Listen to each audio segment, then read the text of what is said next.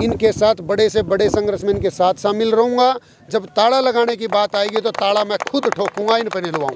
नगर पालिका मैम नगर पालिका नहीं है, भ्रष्टाचार का अड्डा है नगर पालिका मैम की, और इसके अंदर सारे नेता सम्मिलित हैं। सबके सब एक साथ एकजुटता से बैठ के एक टेबल पे बैठ के गरीब आदमियों का हक खाने का काम करते हैं, धांधली करते हैं। अभी आज के न्यूज़पेपर में पढ़ा होगा, CID वाले आ रहे थे, इनके कागज ले गए, कल ठाक है, भजदे अंडे थे उनके पाछे पाछे भी हैं। विकास जी, ये कर्मचारी लगातार जो है इसी तरीके से साल भर से जो है धरने पे बैठे हैं, कोई सुनवाई नहीं होती। जैसे आप आए हो इस तरीके से पहले भी इनके पास नेता भी आ सकते हैं, किसान नेता भी आ सकते हैं, आश्वासन पे आश्वासन मिलता है, इनका होता कुछ नहीं। कब तक इसी तरीके से बैठे रहेंगे? सबसे पहले तो बात ये है पत्रकार महोदय जी कि कोई राजनीति का विषय नहीं है, और मेरे को ये लगता है कि इस मामले में अगर कोई नेता या कोई पार्टी राजनीति करती है तो इससे कुछ गंदा सिस्टम नहीं हो सकता, इससे बुरी चीज़ कोई नहीं हो सकती। और मुझे ये लगता है कि ये बेचारे गरीब होना सबसे बड़ा पाप है इस देश के अंदर। ये बेचारे गरीबी में हैं, और गरीब आदमी आज सड़कों के ऊपर एड़ियाँ रगड़ने को मजबूर है, किसान आज लट खाने को मजबूर है, युवा साथी जो इस सरकार से रोजगार मांगता है उनको लठों से भगाया जाता है, दौड़ाया जाता है पीट पीट के।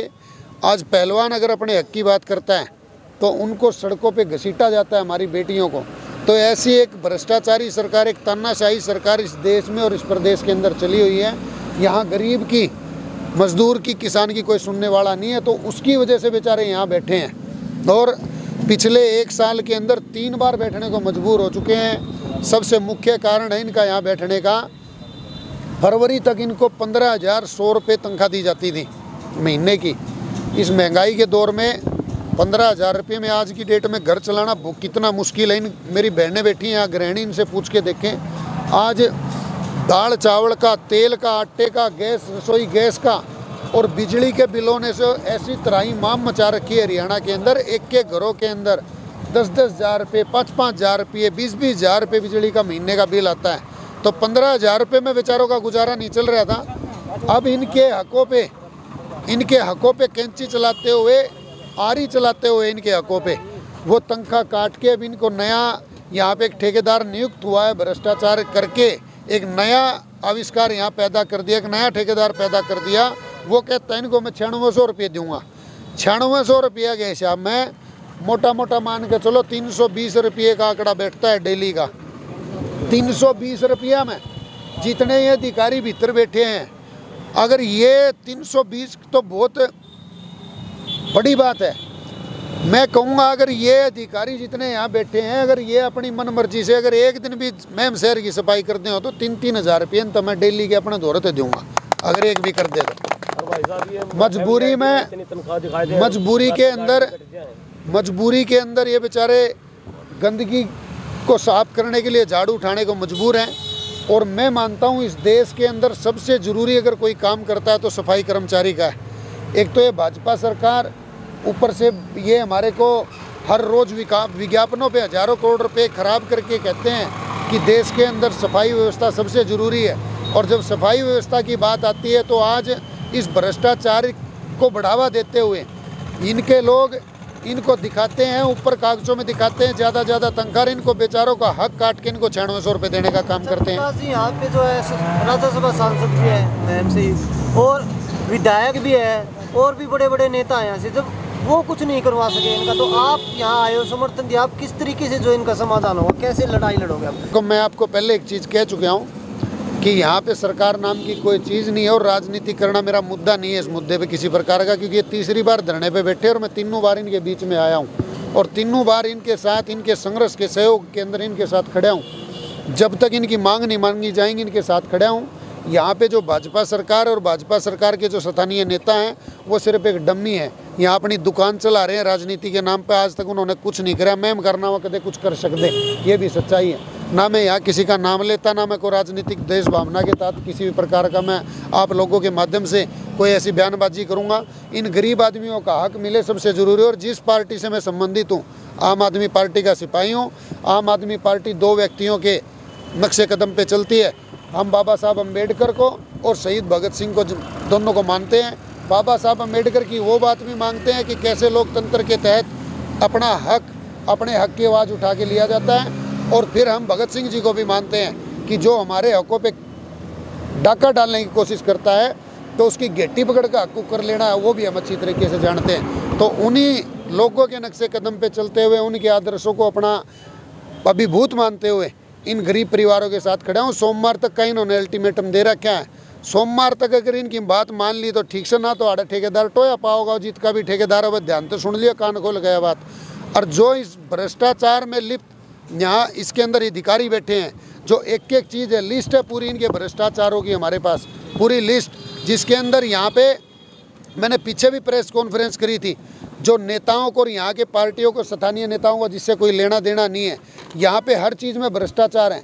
कूड़ा उठाने से लेके जो ट्रैक्टर यहाँ कूड़ा ढुलाई का काम करते हैं, उनके वेट तोल में मैंने बहुत बड़ा एक इन पे भ्रष्टाचार का बात उठाई थी।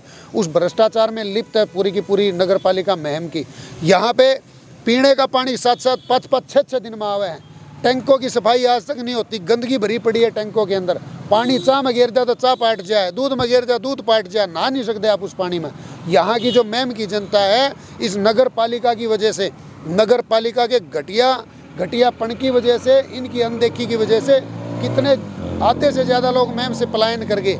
बड़े बड़े जो यहाँ पे उद्योग के लोग थे, जो उद्योग का काम करते थे, कारखाने वाले जो लोग थे, उद्योग से संबंधित यहाँ से लोग थे, वो व्यापारी वर्ग यहाँ से पलायन कर चुका है। उसकी वजह क्या है? नगर पालिका। क्योंकि यहाँ जिस शहर के अंदर पीने का पानी नहीं है, जिस शहर के अंदर सफाई व्यवस्था दुरुस्त नहीं है, जिस शहर के अंदर अस्पताल नहीं है, जिस शहर के अस्पताल के अंदर अल्ट्रासाउंड की मशीनें नहीं है, एक्सरे की मशीनें नहीं है, डॉक्टर उपलब्ध नहीं है, दवाइयाँ उपलब्ध नहीं है, जिस शहर का 35 साल पुराना बस स्टैंड पड़न्न हो रहा है, सड़कों की हालत ऐसे हैं, सड़कों के अंदर 3-3 फुट के गड्ढे हैं, सारे मैन होल खुले पड़े हैं, सीवर व्यवस्था की कोई सफाई नहीं है, सीवर ऐसे के ऐसे जाम पड़े हैं पूरे। अगर 1 राम बरस जा तो चुगरदा तो ठाडा भर जाए है मैम सर। क्योंकि लोकल पत्रकारों, आप देखते हो इन चीज़ों को, आप भी उठाते हो।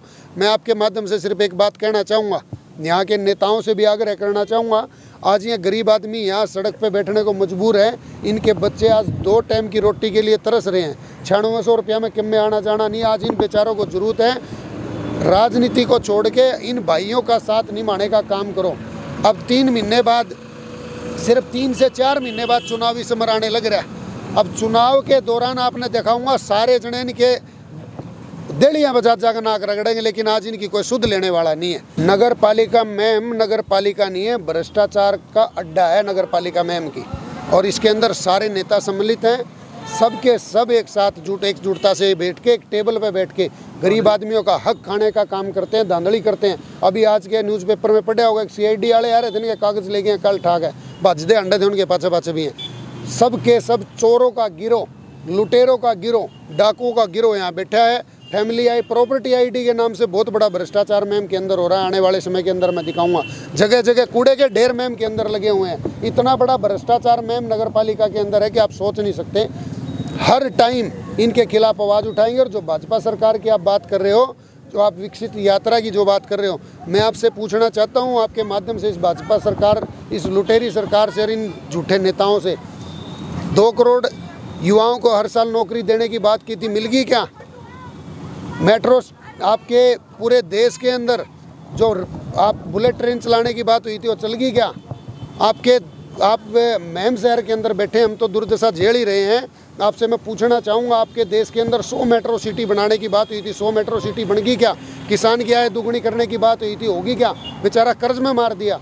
और ऊपर से यहाँ के जो भ्रष्टाचारी, जो ये पूरी की पूरी भ्रष्टाचार भाजपा और जजपा की सरकार है, इसके भ्रष्टाचारी मंत्री हमारे किसानों के विपरीत, किसानों के विरुद्ध ऐसी भाषा का इस्तेमाल करते हैं। वो उनकी बहन बेटियों की आबरू की बात करते हैं। ताला लगता है अगर सोमवार को, तो आप? ताला लगता नहीं है। आम आदमी पार्टी का एक एक कार्यकर्ता पूरे निष्ठा भाव के साथ, पूरे इनके साथ पुरजोर समर्थन के साथ, जितने भी ये सफाई कर्मचारी, मेरी माताएं, बहनें, हमारे बड़े परिवार के मेरे साथी, युवा साथी यहाँ बैठे हैं, इनके साथ बड़े से बड़े संघर्ष में इनके साथ शामिल रहूँगा। जब ताला लगाने की बात आएगी तो ताला मैं खुद ठोकूंगा, इन पर निलवाऊँ।